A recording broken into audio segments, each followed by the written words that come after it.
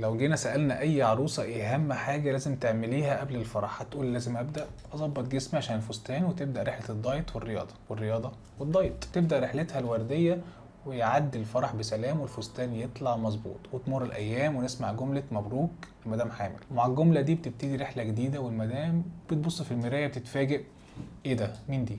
إيه الجسم ده؟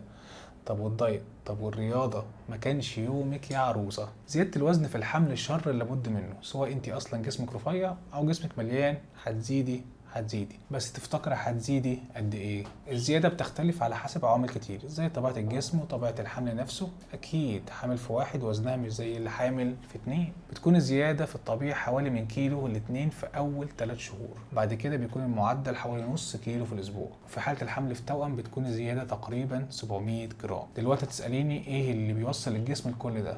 كتر الاكل؟ ابطل اكل ولا اعمل ايه؟ اسباب زياده الوزن في الحمل كتير، اقلها هو الاكل. اكيد هو عامل بس مش اساسي لكل الكيلوات دي. ما انت مش بتاكلي خروفين في اليوم يعني. انت عارف سعر اللحمه وصل كام؟ الجسم نفسه بيتغير عشان يقدر يستوعب الضيف اللي هيستضيفه.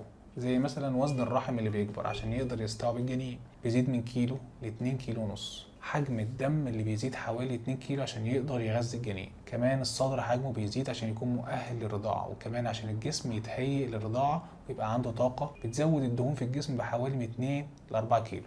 وزيادة عن كل ده في سبب مهم، وهو اللي بيسبب التورمات اللي بنلاحظها على الحامل، وهو احتباس السوائل في الجسم. عشان كده دايما بنقول للحامل تبعد عن الاملاح بقدر المستطاع. الحامل هتزيد، بس الوزن اللي هتزيده نقدر نتحكم فيه باننا نخليه في حيز الزياده المسموحه اللي ما تضرش، وده عن طريق انها تبدا تظبط نظام غذائي صحي.